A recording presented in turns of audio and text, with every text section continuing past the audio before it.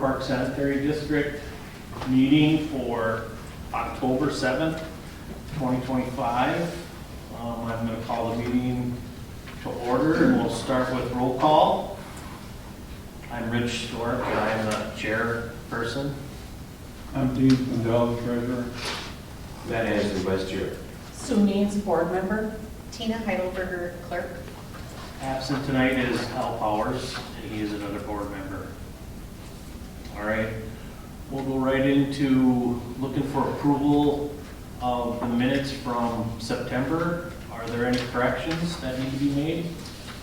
I did email Tina one correction. I just want to add at the very end regarding the Jody Mader discussion.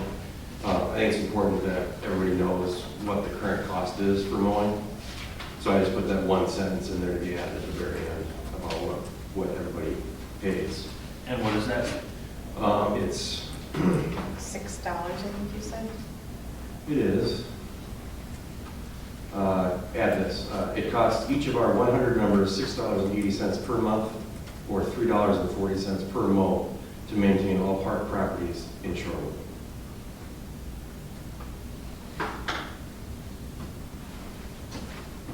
Is there anything else that needs to be added? If not, I'll look for a motion to approve the minutes from September. I'll make a motion to approve the minutes. I'll second. All in favor? Aye. Motion carries to approve the minutes from Tuesday, September 2nd, 2025, and they will be posted at Pump House and online for people to read and enjoy. We'll get these signed tonight. We won't be able to sign them tonight because I'll have to make that correction. Oh, okay, thank you very much for that correction. Okay. It looks like we have a guest here tonight, Tom Foster, and I guess he has a proposal on some new business that didn't make the agenda, and, you know, just in courtesy for him, so he doesn't have to sit around for an hour and listen to us, I think I'll jump over to new business. And I sent out some information earlier this month about a possible development which is adjacent to our road that goes out to the ponds. And I think that's being identified as the Carlson development at this point in time.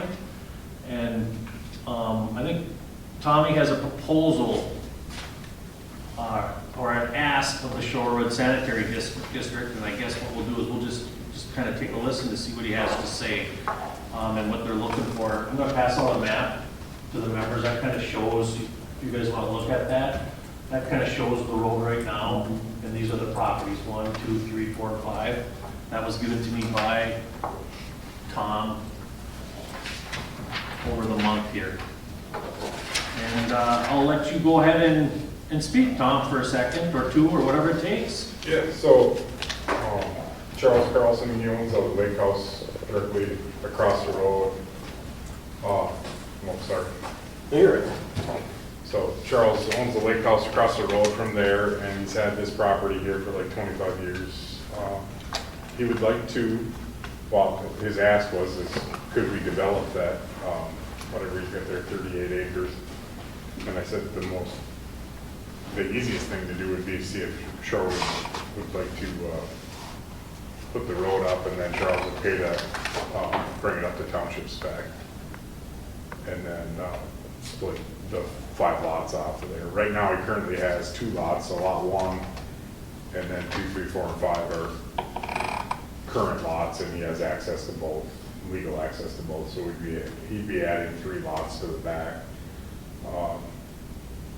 But we haven't gone to the city yet, or the township, and haven't gone to the county yet, because I didn't want to waste time drawing it up and doing anything unless you guys are interested in doing this. If it's something you're interested in at the moment, what Charles is what Charles is proposing is that he would pay to build the road and do all the survey and do everything, bring it up township spec, and then the end goal would be is we split the 5 lots off of it, and then the township would take over the road. And you guys wouldn't have to maintain that anymore. Do you know, I have quite a few questions. Do you know what that looks like? You know, what the specs are for the township, what they would require, you know, who would take care of the road after that? So it'd be 24-foot top, 66-foot road easement. So if there was, I think that's what you have there now, but if you don't quite have that, then we can take it out of Charles's side to make it 66-foot road easement. Typically, you put a road in like that, for the first year, Charles would have to maintain it, and then they do a roll test, and then the city would take it over. So we'd end up building it to spec, and that has to go through a whole year of frost and thaw, and then you do a roll test before the city takes it over. If it doesn't pass the roll test, you gotta fix the areas that it doesn't pass before they'll take it over. So that would all be on Charles' expense if he was going to do it. So the first year, he would be maintaining the road, Yeah. following the road, Yeah, and then what happens if it doesn't pass, then he's still responsible for that? Or does this? well, if it doesn't pass at the end of the year, then he'd have to, any area that doesn't pass, he'd have to fix before they would take it over. And is there like another time period for that? Is it another year No, after that? no, you just have to bring it in, compact it, and then roll test it again. And so usually the way it works is you do an agreement with the township that you bring it up to spec. They would come out and inspect it while you're building it. And then, yeah, then you have to do the roll test to prove that it's held up to what, before the city would take over. And like I said, we don't even know if the city would want to do this or not. So this is something that, to ask you guys first, if you guys are interested in it, then we'll go to the township, and then we'll go with the county. And if it's something that's feasible, then we'll go through the process of trying it all out. Talked to Acre Survey, Josh Schneider. He said it'd be about 20 grand to draw everything up. So that's why we're asking for approval first, so we Sure. can help spending the money if you guys don't want to do it. Okay. And then basically that road would just utilize the same entrance and then basically follow the existing right up to where our gate is for the ponds? Yep, yep. Okay.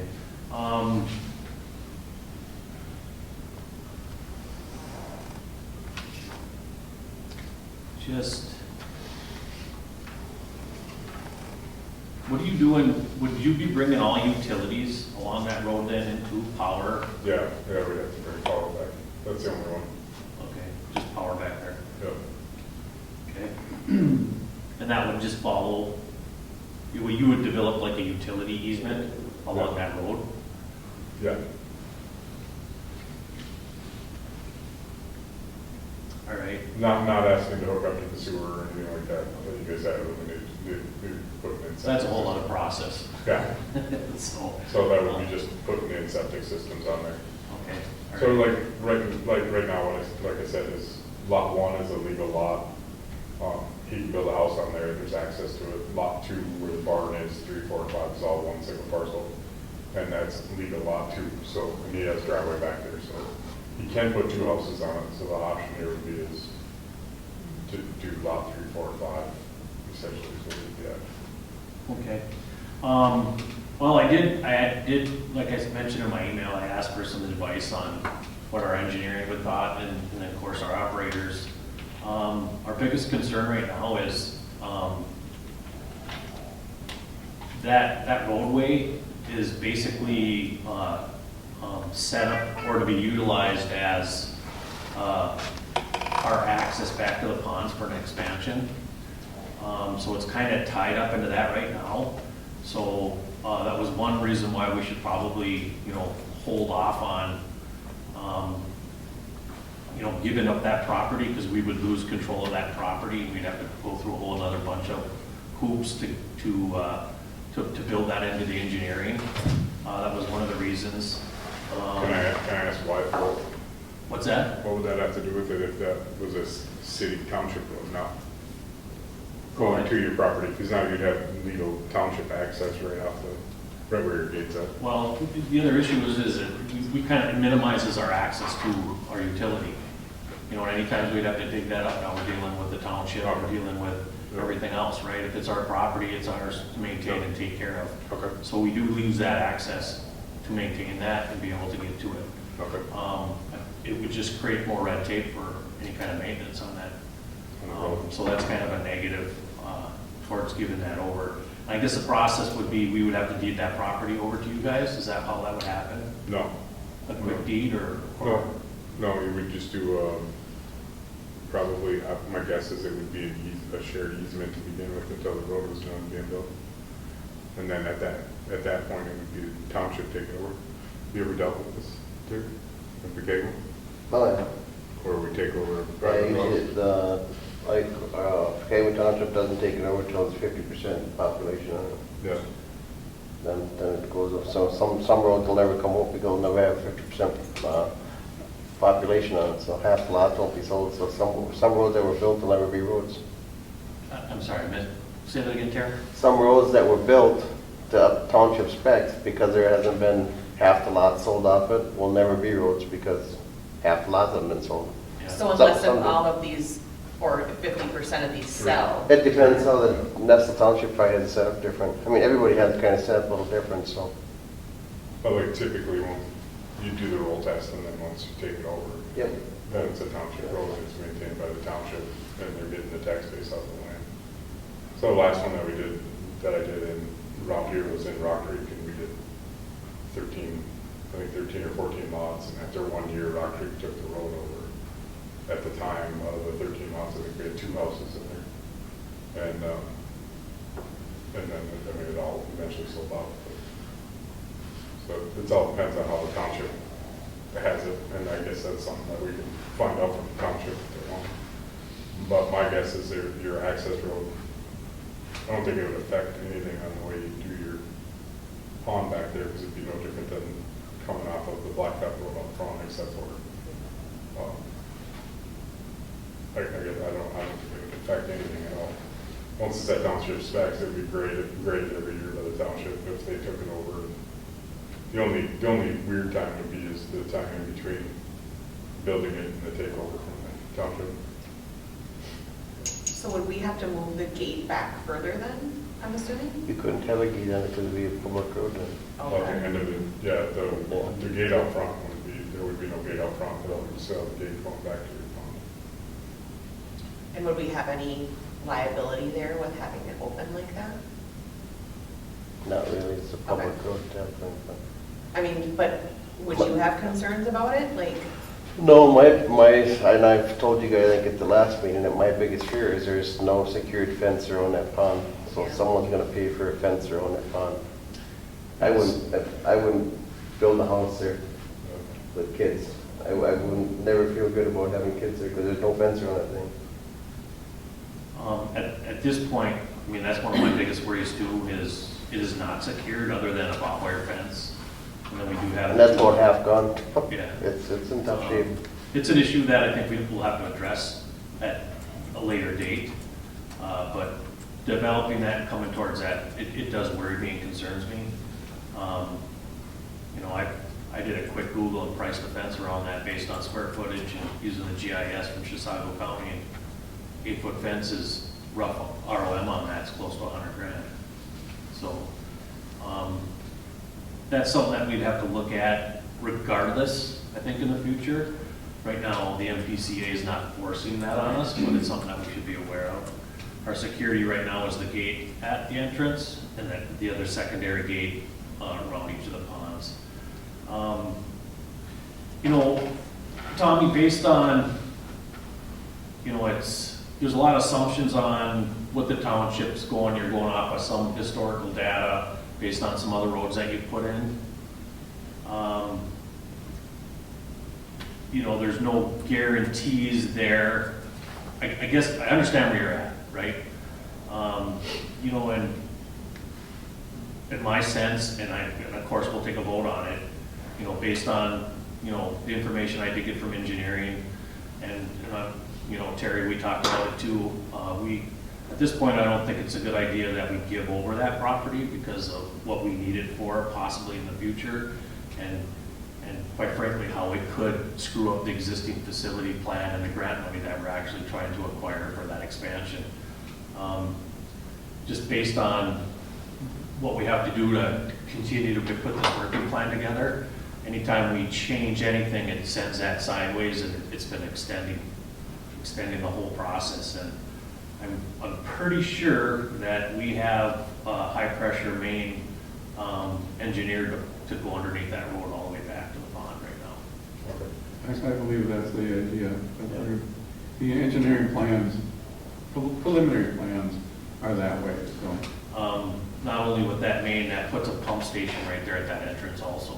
So that's potentially in that works. And I think if we give up that property right now, that could screw up a lot of things at this particular point in time. So, And we have sewer lines all over the place underneath roads. yeah. You know, around both lakes, that's where all the sewer lines that I have are underneath roads. So it's not a matter of life and death, it's just when you gotta get to them, you gotta get to them. And all the manholes we have and stuff, they're all on the road, we gotta dig them up to a foot to 2 feet down on the road.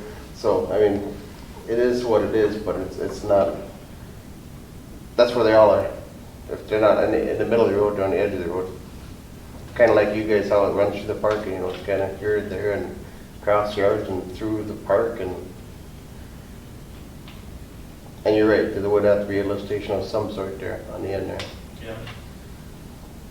Just so you know too, Charles is not in any hurry. I just built him a house up in Nickerson. He's moving up there. He was just looking for ideas on this. So I mean, if it's something you guys want to look at 5 years down the road, he'd probably be happy with, you know, after you got all your stuff in and you decide it's maybe something you want to do, it maybe at that time, maybe there'd be room for on the sewer or something where you could do it different. But yeah, he's not dead set on this. You just thought, well, if it's something that works, we can ask.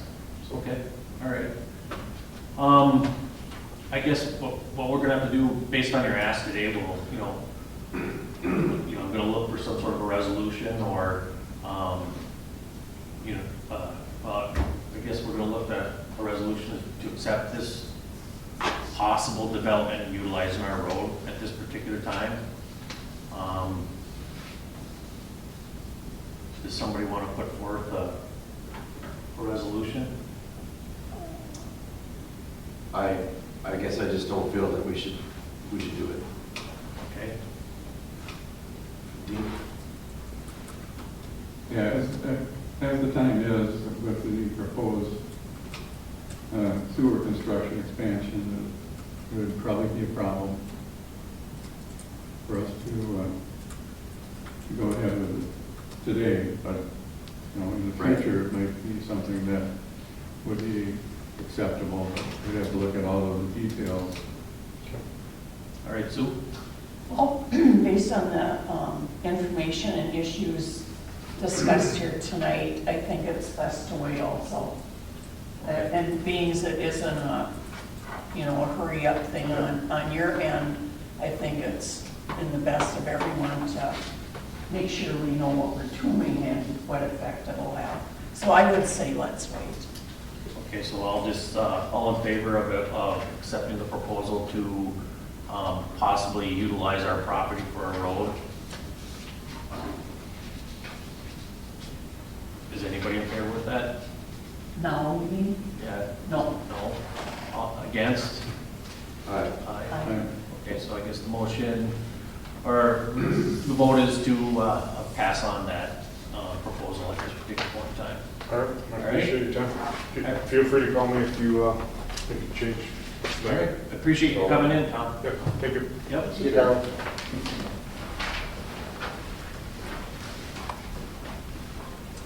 All right. We'll circle back and we'll move on to wastewater update. Wastewater operator update. Terry's been a busy boy this week too, so I guess we'll start with flows. There is none. No flows, that is. That's awesome. So, average was, oh gosh. I'll start with the high. The high was the 1st of September, which makes sense because Labor Day weekend was 12,900 gallons. The low was on 9/11 at 7670. And the average was 9439 per day, What was the average? 9439.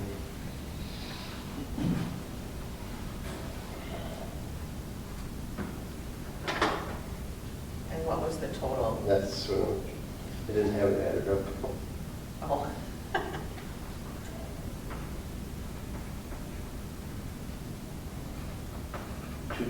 270,270 gallons.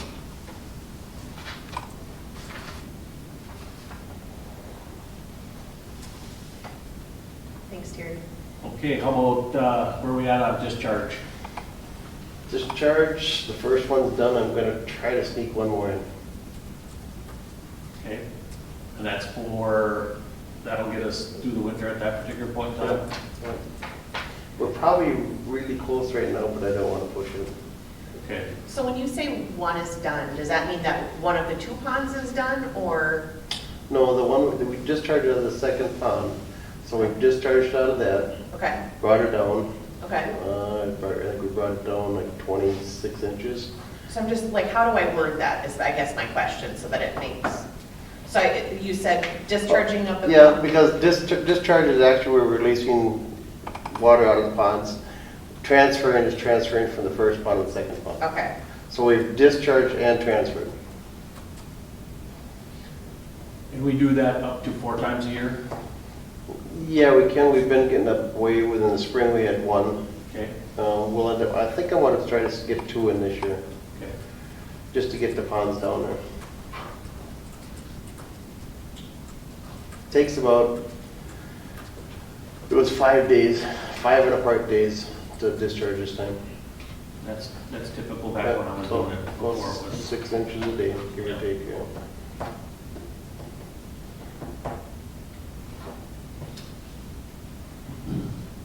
All right, so those are the general PMs that we typically do.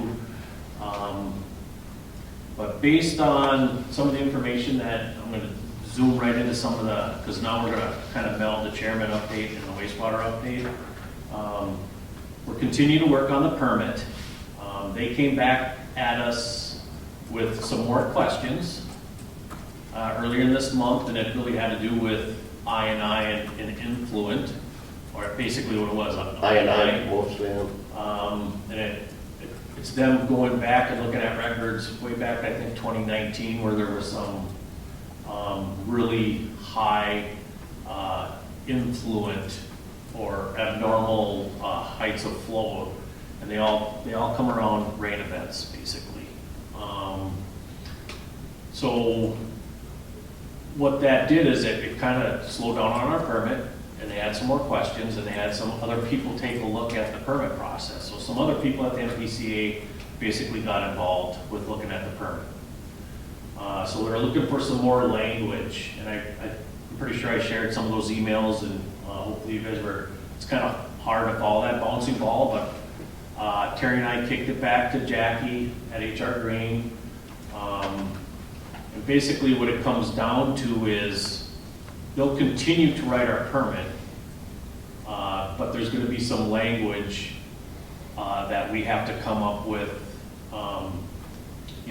PMs, preventive maintenance programs, on how we're going to try to mitigate some of these high I&I events. And there's several ways to do that.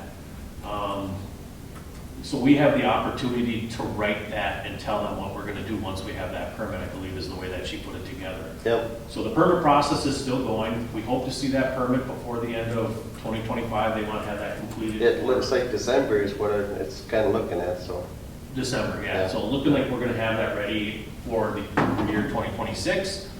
But we'll have some time to put together, working with Terry and possibly a committee or a group of people, and decide how we're going to attack the I&I. This is nothing really new. It's always been there. I know it was there when our past operator was there, and we talked about how we could do that. Terry's already started to kind of get down to a baseline and inspect our infrastructure, and we've done that in the past also. I don't think we've done it for 2 years, and that consists of Terry running the cameras through, trying to identify areas that need attention, and then, of course, jetting them out if we find sand and any kind of blockage, and getting them to a clean working state. And Terry has started that, and I'll let him kind of fill us in on what he did the past month to get us a baseline on where that's gonna go. But we'll try to record that so we can continue to monitor this. But to circle back to what the district has to do as a working group, and I don't know if we set up a committee or a group of people and talk about this. The main things that cause a lot of that I&I, of course, is our infrastructure. We have to identify that. And that'd be cracks in our pipes, connections, and manhole covers, and so on and so forth.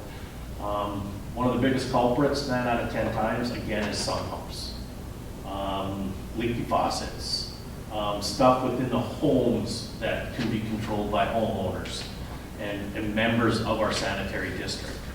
So I think it's going to be almost like a educational thing, letters going out, and I think maybe the first thing is going to be identifying who has sump pumps and inspecting the sump pumps and make sure that they're in good working order. These are some of the things that we're going to have to get involved with, and we're going to have to find a good way to make this happen. So these are some of the things that we're going to have to do as a district. So we're not going to solve that problem tonight, but it's going to be an issue that we're going to continue to talk about here in the near future, and how we can collectively, get together and identify ways to limit our I&I. That's what the MPC is looking for from us. And I think if we keep it fairly generic, but some sort of a game plan that, this is what we're gonna do. Right. And have some sort of stepping stones that they, because they're gonna ask for proof, that we're getting it done. And they'll be able to see it in the numbers, and then what we can produce, say, well, this is where we're at so far, so. Right, so it's not gonna be just whitewashing it. We're gonna No. have to do something, and we're gonna have to produce. Just by doing these mitigations, we should start to see the flowage come down. So we're gonna have to spitball, work with, Terry, and, do some research on our own to figure out the best way to do this. The city of Brush City had the same problem. They put together a city ordinance of inspecting lines every time a house is done, or every couple of years, and inspecting sump pumps and so on and so forth. So our houses are living, breathing, they change just like we do, and they need maintenance and preventive maintenance, and these are some of the things that directly reflect our sewer system. So we'll just have to get together as a community and try to hash it out and figure it out. So that was kind of some of the information that I kicked out earlier this month. So it's just an estimation, so I'm guessing that Terry would be running his cameras through the system, finding places where water is coming into the system, identifying those lots, and then basically asking those property owners for permission to inspect their sump pumps. Well, I think that's one way to do it, but I think we can get in front of that. What you're speaking there, that costs money, of course. That costs us money every time Terry has to go and run the cameras. We're going to see a bill from this month, but I think there's some things. That's one way, yes, to answer your question. Okay, that's going to be our proving method. But I think, I've thought about this. Maybe the first thing is anybody that has a sump pump, the first thing is we're going to ask them to do is declare that they have one. Maybe we put out some sort of a questionnaire. Do you have a water softener? Do you have a sump pump system? And then it's going to be kind of educational, but we are going to have to inspect them somehow. So is it everybody opening their doors on, and we do 50 quick inspections? What do those inspections look like? I don't know, right?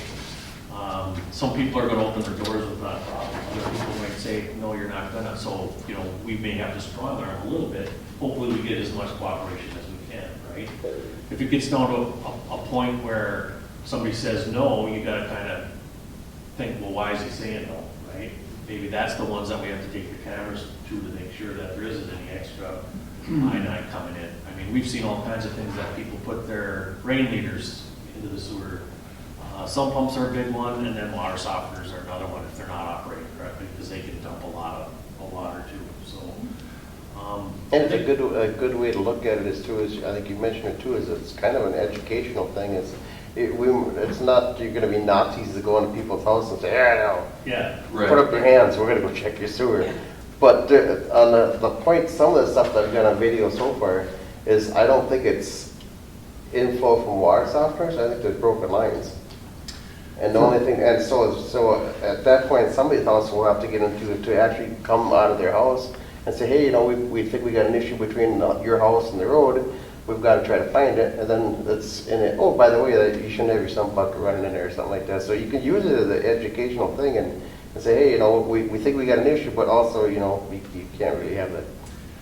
some of these, and when you say lines, some of these things we're talking about, it's the main drain. So that's the pipe from the house into our sewer system and our infrastructure. 2 years ago, you recall, we did find one that was pretty obvious. And that's exactly what it was. It was a broken line that, once we repaired that took care of a lot of I-9, but what you're seeing is probably some deteriorating sewer lines. And it could be something as simple, most houses got a clean out up by their house, maybe the cap's loose on it. Yep. And it's a little low spot, and, because we've had that, we ran in at multiple places, like, well, the cap's on stuff, yeah, but it's not tight. And it's for the low spot, the water sits there, well, it's gonna go till it, Yeah. I think it's gonna be an educational push and something that the MPCA requires us to do. If we don't do it, it's gonna cost us more money. Our permit's gonna cost us more. He has to discharge more rules and regulations. It's just maintaining the system. In the long run, it's costing us money. So, it's gonna be a big push for 2026. I think it's gonna be one of the number one things that we're gonna be working on. So, we'll continue to talk about it. We'll come up with a name for it. It's really PMs. We have our preventive maintenance programs is basically, we're gonna have to put together a good, robust preventive maintenance program. And whatever that is, it's gonna be spreadsheets and documentation that we have to turn over to the MPCA. All right, are there any other questions? I guess we could roll into right what Terry did some work this year working on some of the infrastructure, and I did bring some maps, so we're not just talking in some general terms. Yeah, I brought the copy of the big map with too. My battery's about dead in this thing, so if you guys want to come look at what it got here, Okay. it'll be a kind of educational thing to show you some of the stuff that we're running into. Okay, so based on some of the information you have right now, just for documentation and for the minutes, what did you do this past month? We jetted, I did about 800 feet of jetting so far, and we cambered about 2,400 feet of line. And the only time you jet is if you can't get the camera Can't get through the camera because through, there's yeah. something in the way. Yeah. Okay, and So what when did, you go straight in, instead of turning towards the well house or towards the lift station, you keep going straight in before you go down the hill. There's a manhole right on top there. And then there's a line that goes straight to the, my bearings. well, again, we can talk about it, but Yeah. it's gonna look better we'll talk about it on a map and Yeah, we'll try to okay. share that information. And maybe we put something up on the pump house of what we had to What we're clean out working this on, year. So basically But we had a full blockage there that we couldn't even, the whole pipe was underwater for 200 and some feet, and it couldn't get the camera through it all. So I jetted that one, cleaned that out, and backed it all out. What I got out was probably 2 wheelbarrow loads of sand, And what's sand an indication of? broken line somewhere. And sometimes it can be construction too, but there hasn't been no new construction, so it's No. an indication that there's, and we ran into that, I think I got 4 or 5 different places now that we've got. One is below the hill. Once we get going there, we look at the map too. And the first video I got here, you could get about 4 feet in the pipe, and that's it. Because it was just blocked with sand. Yeah, and he had the big tires on the camera, and it just, Okay. So once you jet it out, did you see any indication from any main drains of and have normal amount of flow. Not a whole lot, Okay, because it's dry now too, so that's part of the problem. yeah. Okay, What would be great is a cumulative map of, from the very beginning when we started to do this till now, so that we can kind of continually update that and show people like where we've gone in the neighborhood. and Yep. yeah. That'd be great. So I think, you And know. I've got some of that marked on the original map too, so. Beautiful. All right, because you did, 2 years ago, you did quite a bit of cleaning We agenda. did quite a bit of cleaning then, Right. yeah. No. Okay, so I don't know if we can take that historical data and then start comparing it to here, but I think we started with a baseline right now. I think we're gonna have to, and again, Matt, and the rest of you guys, is it spreadsheets? Is it, what's the best way to collect this data and keep the data moving in a good collective way is what we're gonna have to decide on. I don't think we're gonna solve that tonight. We could spend a lot of time talking about it, but now we know what the issue is. I really want you guys to think about it and let's spitball some ideas, and maybe it's, you know, circle back as a committee or something like that. Let's get some ideas together how we can kind of put this together. You have some additional bills that are not on here right now. What was the invoice for Jenny? Well, I've got to put on, I didn't get an email last night, but with the webinar and maintenance for the, we were looking at manifold and just kind of looking at stuff. We graded in the camera at about $6,900, $6,970. $69.70? Yeah, And you have an invoice for yeah. Tina? I emailed Deb before the meeting because I hadn't gotten an invoice for the month. Yeah, she was at a meeting last night and I was going on until 9 o'clock, so Okay. it was my fault. No, that's fine. I emailed her, but I I- had assumed that You was. want this? I'll take that, and then I have a check for you for just the Yeah, regular one normal minute, amount. Yeah, Is your 1,700? yeah, Okay. it's on there. That's part of that, so if you take that off the O&R, out of the 1,600, so. Okay, maybe I'll do that, because I already have a check written for it, so. All right. What else did we have, Terry, that we could deal with? I think that was it, was mostly the permit stuff, which is, it's still good, it's going in the right direction, we're gonna get our permit. Just sounds like there's gonna be a little extra stuff wrote into the permit. I think we got over the hurdle with how we're gonna address the phosphorus manually is our plan. I think we answered those questions. Our numbers have been good, constant on the phosphorus too. We haven't had no spikes or no, it's just the same within a few tenths every month when I test, so. Okay, so if the test results are low, we don't have to add that chemical. Right, Okay. yeah, Is that a granule?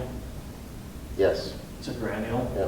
And then how do you plan on spreading it? In the pontoon, with the pontoon. I understand that, but with a scoop in a bucket?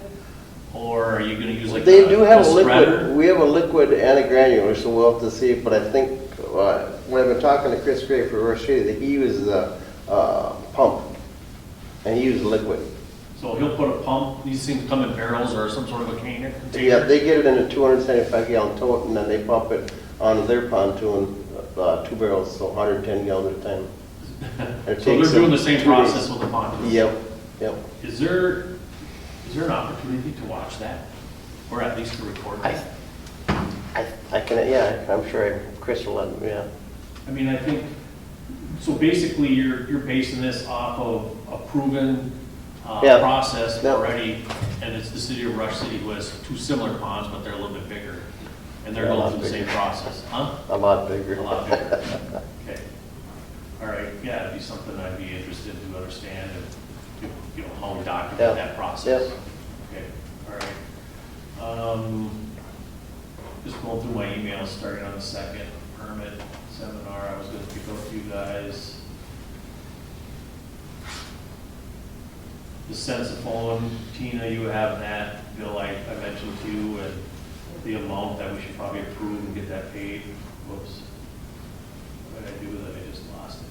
So, I just deleted it accidentally. All right. We took care of Tommy Foster with the Carlson Development.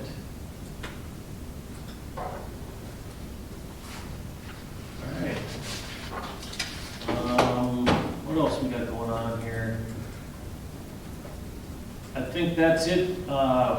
We'll circle down to the Rush Lake Estates here, a new business at the bottom. We'll probably move right into the finance update. Okay, one second, you're just adding this. Okay. Financial update, our current checking account balance as of today was $114,325.96. Our investment fund balance was $226,370.54. And our investment cash value account was at $33,395.41. Our bills this month are $176 to East Central Energy, LJJ for $1,700, plus he just gave us the invoice. So, I can total that here quick. It'll be a total of $6,970, so that's what I will change the amount to for us to approve tonight. Rasmussen was $1,362.16. We have a renewal for USPS of $90. I did go ahead and order envelopes because I needed to, and it takes a while for them to get them, of $445.60. And which we are going through considerably less envelopes now that we're emailing out as many of the invoices as possible. And at Costco, I spent $77.76 on totes, and at Target, $99.29. Those were all items to use to go through all of the paperwork that we have in the pump house and try to organize it. And then for Sensiphone, the invoice tonight that Rich shared of $299.40. So I will pass these down for signature. Have you guys been going through the pump house and cleaning stuff up? Because there's a lot cleaned out of there. Yeah, that's me. Okay. It's a mess. Well, it's way better than what it was, but Yeah. We're gonna organize and try to get our paperwork in order. We gotta look at a lot of past records here. So do you want to talk about that right now or not?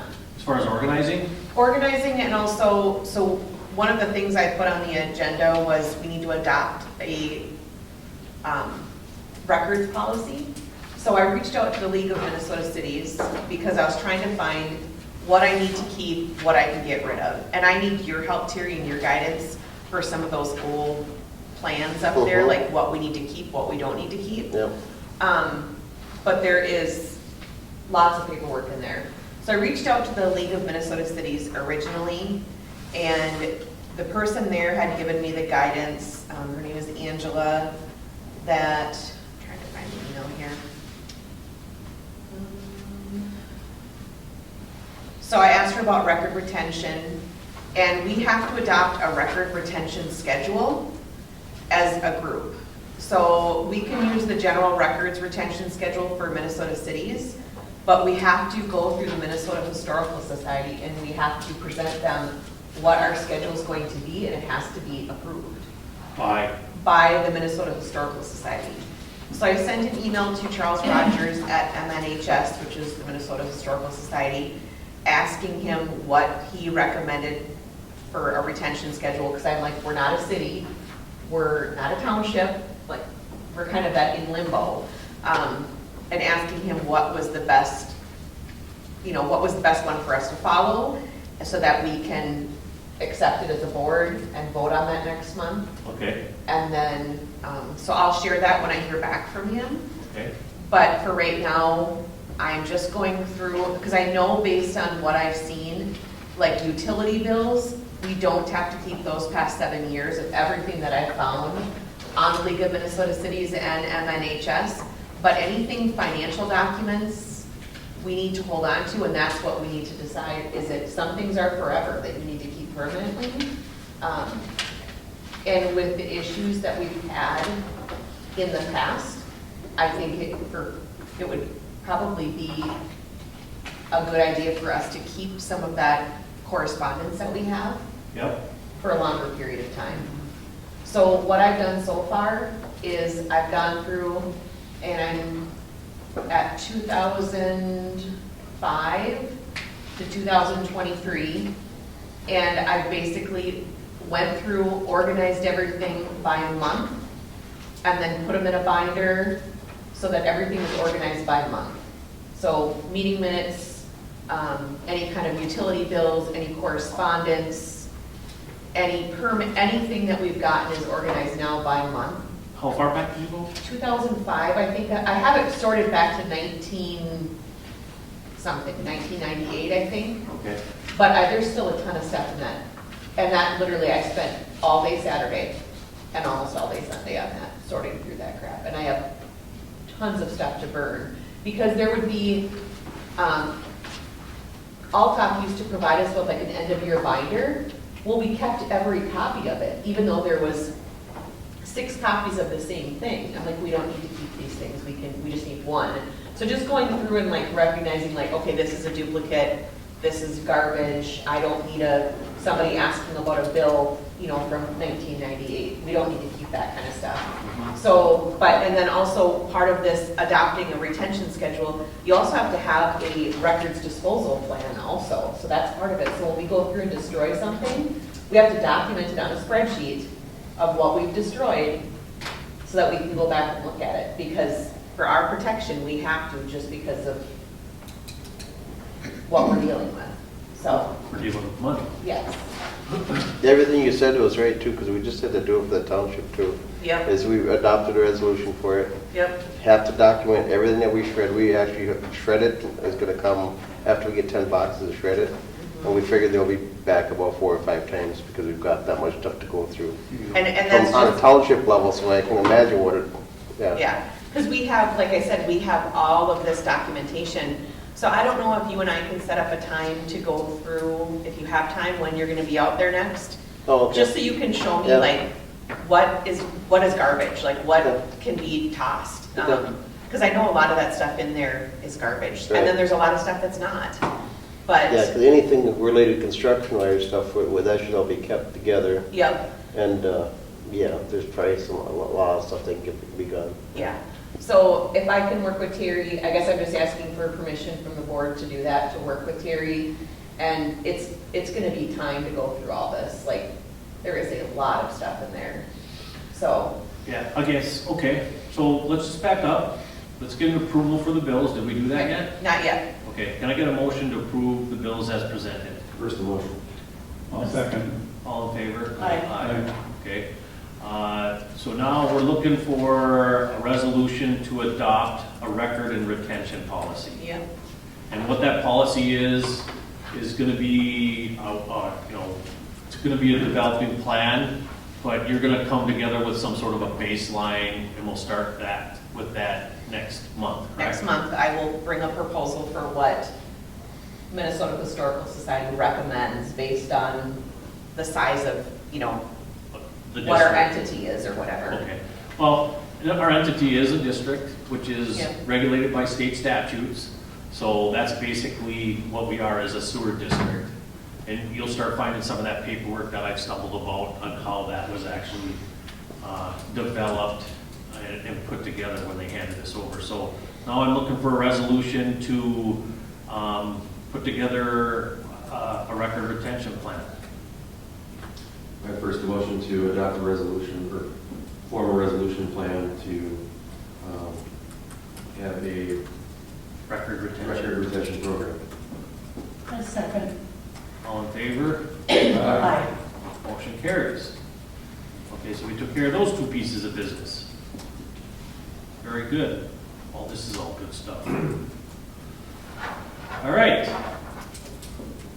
Let's move into old business. Expansion. Dean, I don't think there's a lot that really happened this month. No, I really don't have a lot. I did email Chris from MAP about getting us an update on the progress, but he hasn't gotten back to me. That was middle of last week that I emailed him. But then I'm thinking that probably the government shutdown may have caused a problem with the EPA, so he wasn't able to get some accurate information to me. So hopefully he'll get some in the next week or 2 that we can have for the November meeting. Yeah, I think he's government too, so I don't know. He may not be working. All right, so not a lot to report on the expansion at this particular point in time. All right. Let's move into new business and the Shorewood Park Water Association district easement request. Matt, do you want me to address that? Sure, if you don't mind. Okay, so Joe reached out to Tyler Krischel, Joe Heidelberg, Joe Heidelberger, yes. and who's Joe now these days? He is the water operator. Okay, so he's the operator for the 30 homes in the Shorewood Water Correct. Association. Yep. Chris Adelin is the president. Matt, what is your position? Are you vice president? I'm not sure. I don't think that's been decided. Okay, but he's a board member, and so it's been established that we need to install a new well for those residents, but Minnesota Department of Health requires that wherever this well is drilled, either the water district has to own that, it has to be on someone's property, or there has to be an easement. So what we're proposing is, and I'll pass this map down.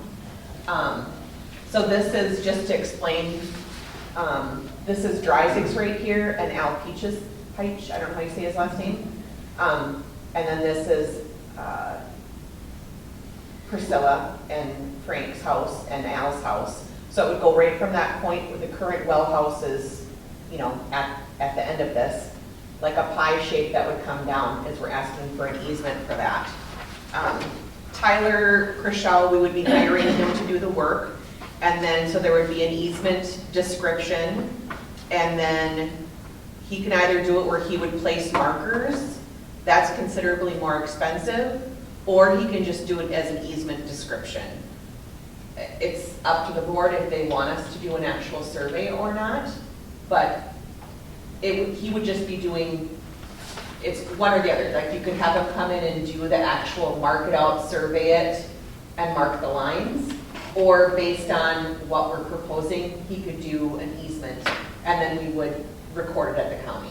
Okay, so it's recorded, that was my next thing. So Yep. the information, once you pass the information on to me, Yep. I did shoot out the Minnesota state statute about Yep. easements and what has to happen. Yep. And it looks like we can gift that, since we realized, based on our last meeting, that that property belongs to all of us. Yeah. But it's basically governed or managed by the Shorewood Park Sanitary District. Yep. So we can gift that easement to the Shorewood Water Association. They would go through the process of paying for the record and getting it drawn up and recorded with Correct. the county, and that's how it would be documented at all times. Correct. Okay. And that's basically what you're looking for, right? Exactly. So that's our proposal, is that it would be that area. And once we have the board's approval, then Tyler would do the description or the survey, whichever the board's going to require. And then we would then submit that to the Minnesota Department of Health for approval once we get it recorded and everything. And then we can move forward with drilling the well. But for right now, that's what we need to do first before we can move forward with anything else. All right, so I guess I'm looking for a motion to give that piece of property based on the map that you're drawing. Then you would share all that recorded information, and all costs, occurred by this process is going to be paid for by The water district. the Water Association, and the Shorewood Park Sanitary District has no, monetary responsibilities at this particular point in time. So that's the motion that I'm looking for. I'll make that motion. Can I get a second on that? I'll second. All in favor? Aye. Aye. Aye, the motion carries.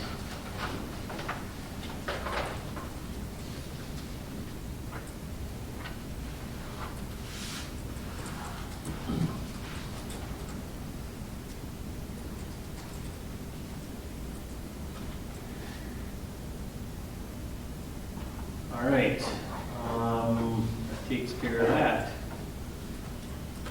I'm gonna jump down to the road plowing contract.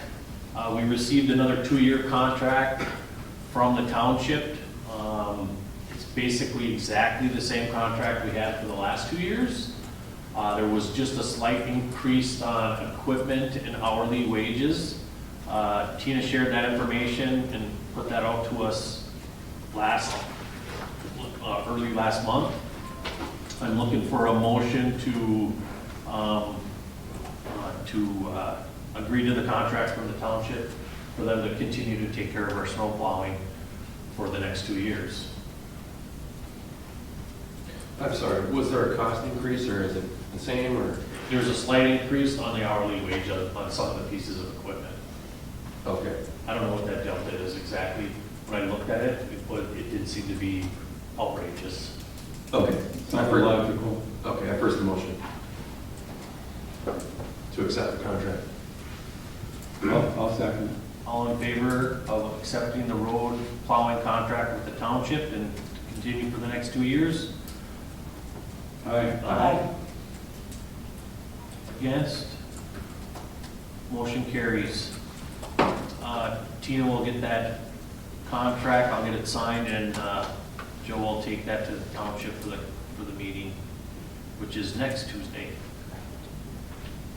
And of course, that plowing contract comes in effect from November till March. All right.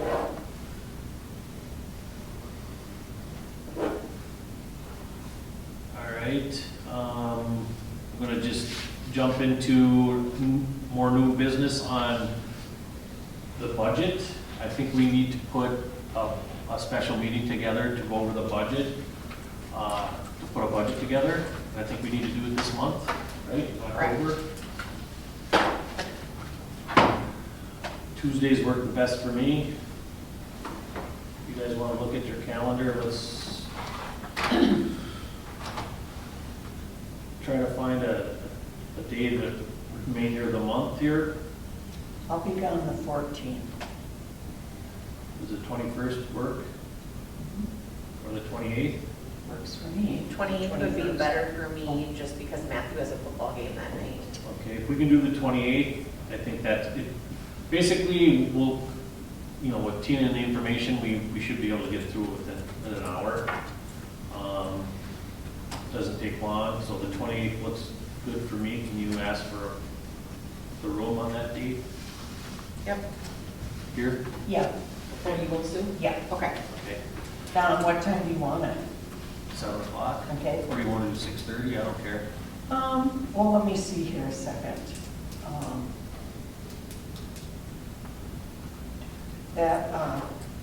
It'd have to be 7 because that's the 4th Tuesday of the month and food shelf is open till 6. Okay, the 28th, 7 o'clock, and you'll shoot out an email.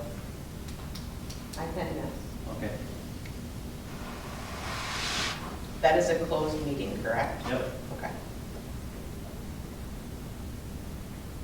And then we'll present the budget. Mhm. All right. Last bit of new business, Rush Lake Estates. The developer is calling out on the loan that we owe him. Just for some historical history, I think it was back in 2021. Let me just share the email, and I kind of put it together in an email.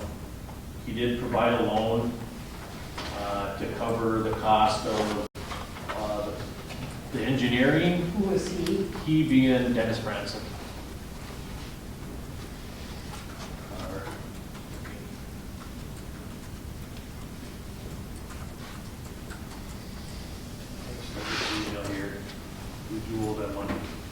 I just have a question about this. Sure. So, did he give the loan because that was when we started to assess residents? So we didn't have the money to pay for the engineering costs yet, correct? Exactly. We did not start assessing, based on the information that I could find, that's why I was looking for meeting minutes and so on and so forth, which is a real problem. Is a real problem, yes. I basically had to go off notes, his notes and his paperwork that he had, which kind of put us in a bad scenario, and I kind of was there on the backside of it. The engineering costs were covered by the Shorewood Park Sanitary District. Everything was covered 99, I can't say 99%, a very large percentage. Only a few people did come up with the monies that they had to pay for. So the Shorewood Park Sanitary District cover all the costs. There was agreement made with the expansion group to assess them with their taxes over a 5-year period. I think beginning 2021 of February is when they started that, for 5 years with 4% interest, which means if I do my math right, there's still one more assessment that has to go up. One more year. One more year, okay? So we have collected some of the funds and have received some of that money back for the last 4 years. But at the time, I think we still owed for engineering like another $40,000. So they went to Dennis Franzen. As they became part of the expansion, there's still a question, is it 5 lots, 4 lots, or 3 lots? But based on the information he has and some of the verbiage that I've heard go back and forth in past meeting minutes, there were 3 lots included in the expansion. 2 of the existing lots were grandfathered in because they originally had 2 hookups from Peterson Resort. So based off of that, they borrowed us $35,000. They're responsible for 3 lots at 56.84. That was the split for all the homes within the expansion. That comes to a total of $16,670.52. That's what they have tied into the expansion. So the difference between that is, and that's what they're looking for, is the $18,329.48.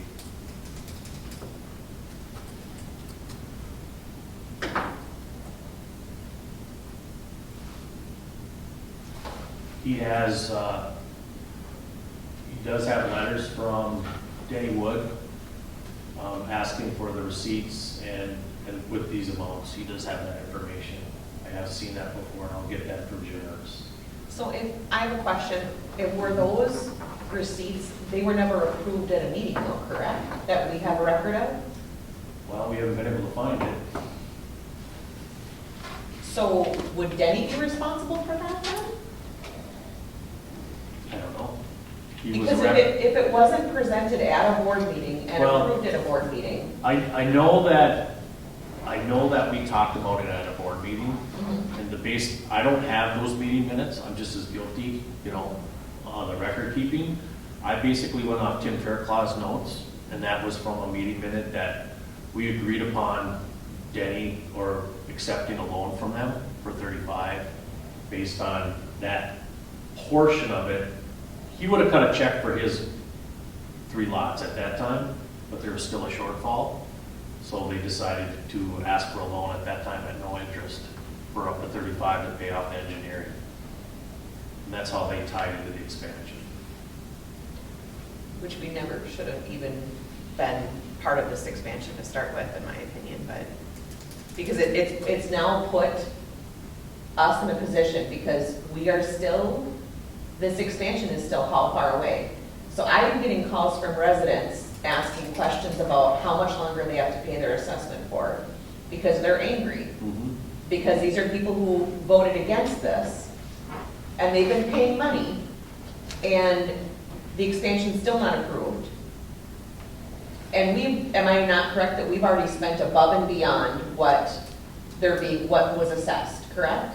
So if anything were to move forward, and with legal fees and things like that, Shorewood Park is owed money still, because we've spent above and beyond that. Well, since 2023, the last time we had a meeting, and they decided we decided as a group to keep on moving forward, looking for more grant money, because they want to try to get it funded 100%. It's cost us money. We continue to fund the expansion. But that's the issue, is that we have to then still get that money back from those residents. So they're still going to be assessed an additional amount after this if it actually goes through. Well, Or the grant would cover The it. grant will probably cover it. the grant will cover it. But if it doesn't, if this Right. doesn't go through, Right. Well, the whole concept was spend the money and get paid back the residents with the grant money, right? but the problem is that this whole thing started as a personal interest from Dennis Franson and Dennis Wood. So they had, that's the only reason the expansion started, was because they had areas that they wanted to develop and add sewer to increase the value of those properties. That's why it was brought in, ever, to begin with. That, And I think that residents need to be aware of that, because then it was proposed to people down the expansion to say, hey, we want to start doing this, are you interested in this expansion? But it should have never gotten that far, because we should not have even started this expansion, because we're not in a position to be doing that. well, I can't deny that at all. I mean, I'm with you, Tina, 100%. As I get more information, I dig into it, and the ball keeps on churning and churning and churning. Where do we draw the line? Yeah. We just gotta see it through now. There's nothing we can do about it.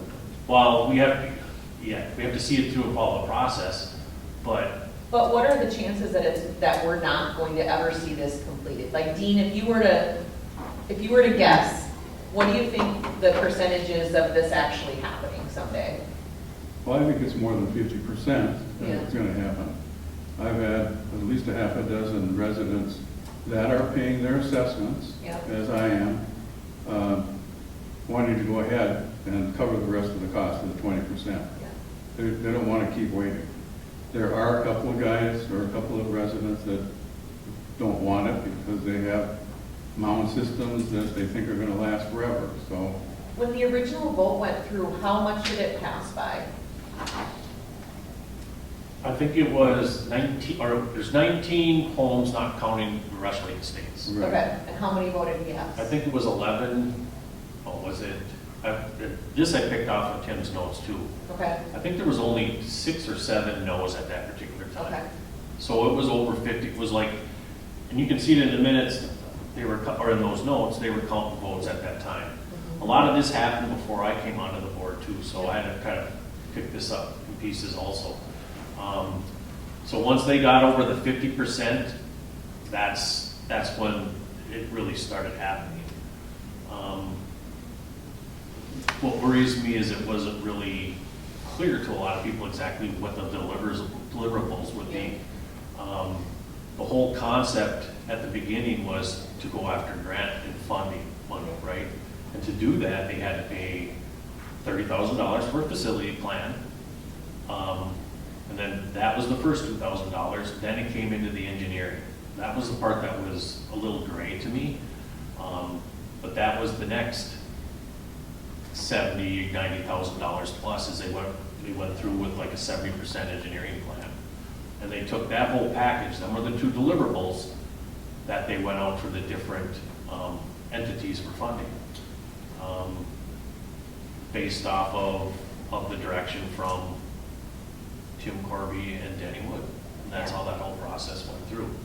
Now, at the beginning, to keep the ball rolling, money was being spent and it was being covered by Shorewood Park Sanitary District.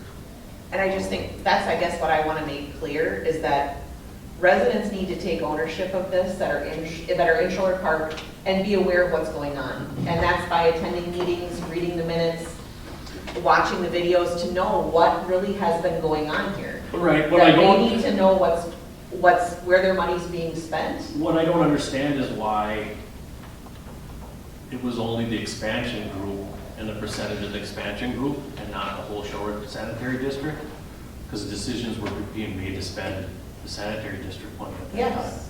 So they should have been part of that also. And then there was talk of a secondary pond. But that secondary pond was only because Dennis Wood wanted to develop that area coming into Shorewood there. Wow. So essentially, we funded his development. We were funding, we were footing the bill for him trying to develop something, and that's not right. Yeah, basically, yeah. So I want to make sure that people are aware of that, because that's not fair to the residents who are being assessed, and it's not fair to the Shorewood residents who've been footing the bill for anything additionally above and beyond.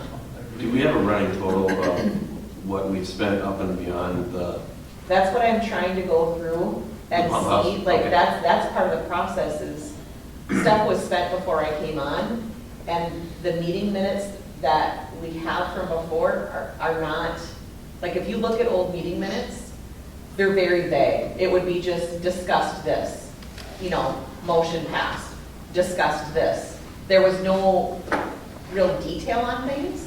So, and then trying to find that information because Wendy had given me a flash drive, but the flash drive doesn't work. It's like, and I've tried to use it on different computers. So I don't know how to is it a recover Mac? that. Is it formatted for a Mac, you know? No, I don't. It's not, it's a PC? No, yeah. Is it, it's one of the, see, I'm a tech guy, I should know this. It's either PC drives don't work in Macs. No, it's the opposite. Mac drives don't work in PC. So I've gotten it to work in my old computer before when I first took over this job. That flash drive did work, Okay. but over time, it's just, it's literally fallen apart. So I don't Okay. know if it's something that you could help with. I could try it. I mean, Because we need to recover that information and transfer it to a different flash drive because I don't know what all is on that. If there's meeting minutes on there. the problem is that flash drives are solid state. This is quick lesson for everybody. They're solid state, and when they stop functioning, it's extremely hard to get the data off of it. Whereas like a spinning drive has a disk that even though the drive stops functioning, the disk that holds the data is still in the drive. You can still get the data off the disk. Okay. So I can try. The only other option would be dropping it off at like a, you know, Dr. PC or whatever store and see if they can get it off. Because they may have better technology to be able to get things off flash drives. But flash drives are not a long-term source of storage, No. just for everybody out there. Yeah, and that's the issue is that's, I think, what she was storing quite a bit of Yeah. information on. Yeah. Because things in like 2019, 2018, 2017, I have typed minutes. And I think from there, she was then storing them on that flash drive. And, yeah. That's kind of the worst time too, because it. Yeah, that's when all this was going on. Just so everybody knows, every document that's shared between the board, I put in our Google Drive, which is online. It's a shared drive. All board members have access to it. So all the information that comes through our email system goes into this Google Drive in our possession. So all documents are saved electronically in the cloud. Okay. I guess, So do we need a motion to pay him back? I think we have to make a motion to pay back that loan that we have. That's what they're calling out. I'll have to get clear from him on what his status is on if they're backing out of the expansion plan now that they do have an infrastructure on those 5 lots.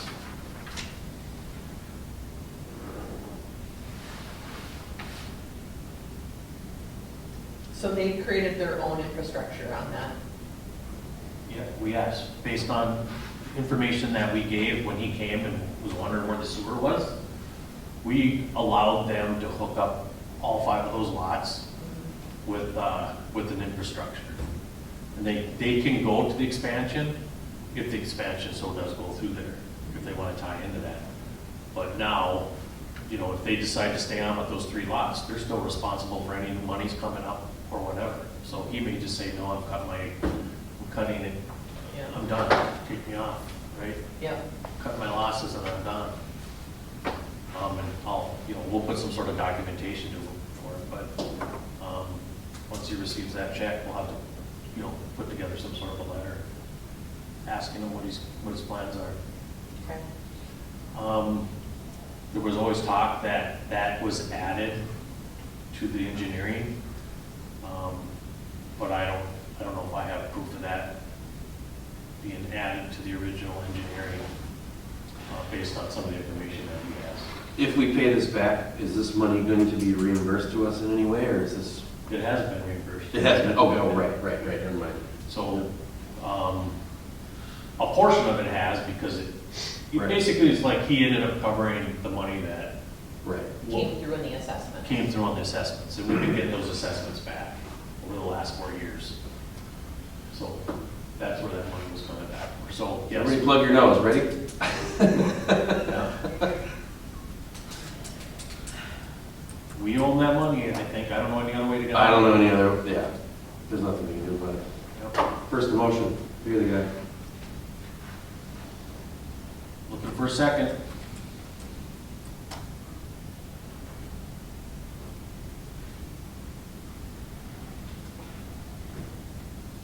I guess I'll second. All in favor? Aye. Aye. Motion carries.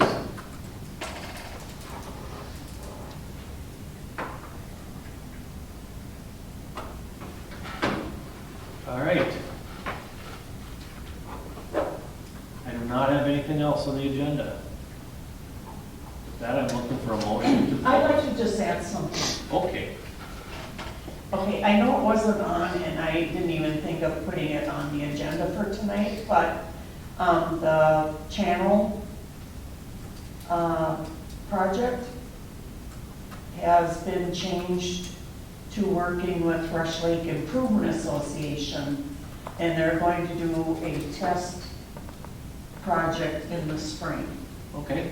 And we've had a meeting of the residents there, and so it's it's not a Shorewood Channel project anymore, it's a Rush Lake Improvement Association.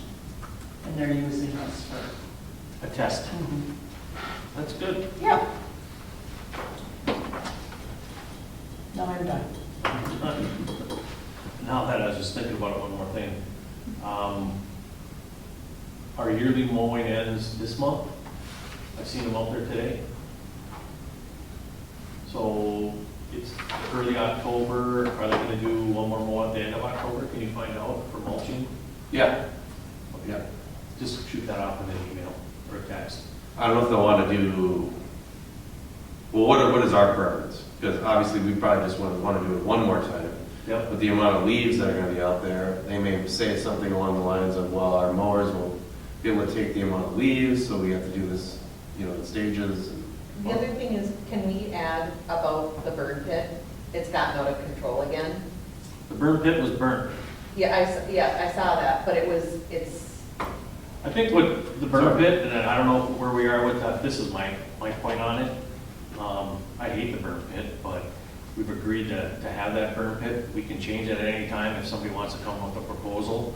But I think we gotta limit that pile. It can't get the way that it was, for sure. It did get out of hand.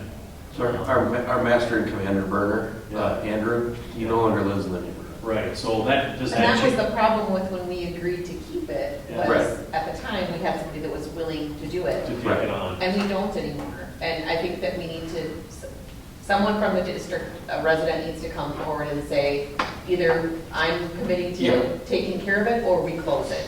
And we literally clean, again, we have to clean it out and fence it off. And there is a compost site in Rush City that, Yeah. at Rashiba, that they can use. So I sent out information to people, letting them know that the discussion of getting rid of the burn pit is happening again, and if they want to keep the burn pit, they better burn it, and they burned it. So I think that it just kind of fell by the wayside this summer because people thought it was being taken care of, so they didn't worry about it, and it's not really our responsibility to inform our community that the burn pit isn't being, because it's not really, we own the parks, we're responsible for the parks, but we don't have we don't have a formal jurisdiction for the fire pit, so it kind of just was neglected. Who created the fire pit? Historically, the reason the burn pit was there was to help with the beautification, based on the circle back to the meeting we had last week. Right. Beautification and keeping our parks clean and picked up, all right? It was just a community thing in the past, but as natural people move in and out, that became less and less and less. The whole idea of the burn pit was for cleanup in the fall, burn and take care of it. A few leaves fall down, somebody go in there and burn it. I don't think it was ever meant for everybody in every yard to bring their waste up to there and to burn. Quite frankly, why do I need to pay for Sue to bring her waste up there and then we have to take care of it when you can put it in a trailer and bring it up to Rashiva and take care of it? I just don't think, there's no way to maintain that and maintain it safely. And now, every time it burns, it's dry, windy, and there's a lot of liabilities there. I agree. I don't like the burn pit, period. So I would like to see it go myself. There's no reason for it. If the beautification, or we have to pick up brush, or something happens, a storm comes through, we'll figure out what we're gonna do. We're gonna collect the woods, and that, some resident's gonna go up there and take care of that tree that falls down, right? And then we're gonna talk about how we're gonna get it out of there, right? And that brings me to thank Joe and Matthew for cleaning up the last one that fell just recently. They went up there and took care of it. Of course, the stuff went on the burn pile because it was there. But that whole process, I don't like the burn pile. So if somebody wants to keep the burn pile and we want to have that process, somebody's going to have to come to that and we'll have to address it somehow. So again, if we want to have some sort of a beautification or have some plan, I'm all for it. But, I think the burn plate comes into play with that. It was interesting reading through old meeting minutes because we did pay residents to clean the parks. I found multiple checks, different things of approval for, like, we would pay residents to quarterly go and clean the parks and clean up their area. Like, we were paying somebody in the lower park to clean that. We were paying people in our park, to like mow and whatever. It was residents that were getting paid on a quarterly basis to do it. By the sanitary district. By the sanitary district. Well, that kind of goes against what she was saying. Yeah. So there's a lot of conflicting interest. Yeah. And I think, again, I know there's opposition to what I'm saying, but I compel you to understand that it is so cheap for us to maintain these parks the way that we have it set up now. Yeah. It's incredibly cheap. And nobody has to lift a thumb. And I think that's great. I think we should move on from that. But as far as the burn pit goes, I think we should be able to have a place, not for necessarily for residents, but for the maintenance of our parks. Like, because if Matthew and Joe didn't have a place to put that branch, then what do we do with that branch then? We got to pay somebody to haul it away. So we're paying them anyway. Yeah. Or we pay somebody to come in and cut it down, mulch it up, and get it out of here. I mean, that, Right. regardless, it has to disappear, right? Right, but with the burn pit, it's free, technically. I think just because of the liability, not only to homeowners, but, you talk about the wind and all that, and to have it cross over the highway. I agree. And no one's there to sit. Yeah, And even though watch it. they're supposed to. Whoever lights that fire is supposed to sit there. Yeah. Yeah, they're supposed to pull They're permits. supposed to have water there on site. Yeah, there's a lot of rules to it. And it's supposed to be out before 8 a.m. the next morning. It's got to be put out. And And that doesn't happen. No. Well, So I hear you. I'm in close proximity. I'm noticing as well. I had somebody burning stuff on the other side of my house too. So I had this one and I had the one behind the house, completely uncontrolled over the last week. So I totally feel that. I understand the nervousness about that.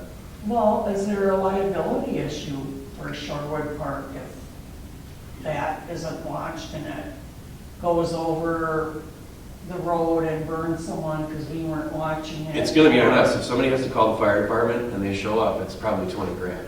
Yeah, And then we're going to have to pay for it. because it starts, if they can pinpoint where it starts, yeah, they go after it. And they fly over. Whoever, they're flying planes over. Whenever we light that huge plume of smoke, within an hour, there's a plane flying over us, looking at the fire, and then they take off. So people are watching, like their organization. Well, I don't know who it is, but somebody's watching. Well, yeah. I think that, now that the subject has risen, I think we should address it somehow. Somebody's got to be responsible for it. And if that's not us, somebody's got to volunteer. And if nobody volunteers, then we really don't have a choice in the matter. 'Cause I think it's been proven though that it's not something that consistently is gonna be taken care of, because somebody might agree to it now, but then like in that case, Andy moved, Yeah. nobody's taking care of it. I mean officially. Yeah, I mean, like, we Yeah. knight you master and commander of the fire pit in the Yeah. Upper Shorewood Park area. and I don't know And they're anybody, responsible. I don't know anybody who's gonna step up I don't and know take on anybody that either. responsibility to Yeah. babysit that fire. Yeah, Because it's, like you said, it's not something that you can put out once Yeah. it gets started. No, not when it's that big. And it's an eyesore, Well- it stinks. yeah. Well, and then, there's a lot of reasons, there's a lot of reasons. In the barn, we had skunk problems this year, we've had. Oh, yeah. Varmints, and that's exactly, there's a lot of reasons Well, why it's not a good do idea. you use, designate it as just a park receptacle and no residential dumping? Well, That will, but who's gonna babysit it? Exactly. Police. And it's literally, like, I propose that we close it, we, one time, clean it up, have it, like we did that last time, and it was a mess to clean up. Because we had to bring in a bobcat, yep, you were I was there. It's- I vowed I'd never clean that mess up again. And so did Joe, and that's the thing is, so now we're back in the same situation again, but it needs to be closed and fenced off, And residents need to be notified. there's a place in town to bring your refuse, like, you don't have to, All right, well, I think what we need to do before we just put our foot down is Yeah. let the people know that this is the direction that we're thinking, and if there's What- anybody yeah. else, any other comments, I don't know if it's a survey or what it is. Okay. I think, you know, if we we're looking for suggestions, what to do with the burn pile, but it's obvious that everybody on this board is not happy with that scenario up there on that park. So, you know, at this point in time, I guess what we're gonna do is look for some ideas what to do with that burn pit. Our idea is to clean it up and close it from here ever forward and not open it again. But how do we move on? What do we wanna do?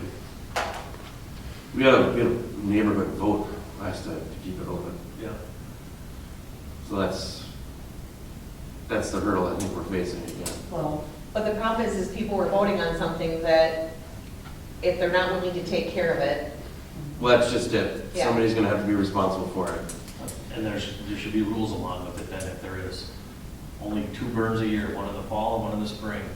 You know, even then, that's, hurry up and get your stuff up here. And if that's the case, you know, I'm just totally against it. That's my point of view. I don't like the burn pile. so do we send a survey out, or do we just let people know, give them fair warning that it's gonna be closing? Well, I mean, And people can come to a meeting next month if we give them fair warning to come and make a Right. proposal. yes, I think that's the way to approach it. yes. We haven't have a motion to close it yet, but if anybody wants to have a discussion about it, this is your time. Let's post it. We're talking about closing the burn pile. So I'll put a notice up on the pump house Yep. tomorrow saying that next month's meeting, we're going to be making a decision Yep. on what to do with the burn pile, and if you have interest, you need to attend the meeting. Yep. Okay. Because you said you had the big fire and everything was burnt up. Well, it's burning right now. Oh, It's okay. still burning, It's and it's gonna be burning for a So while. now what happens is, once it starts, people continue to put the leaves on, and they just sit there and smolder and smolder and smolder. And that's what's happening now, so.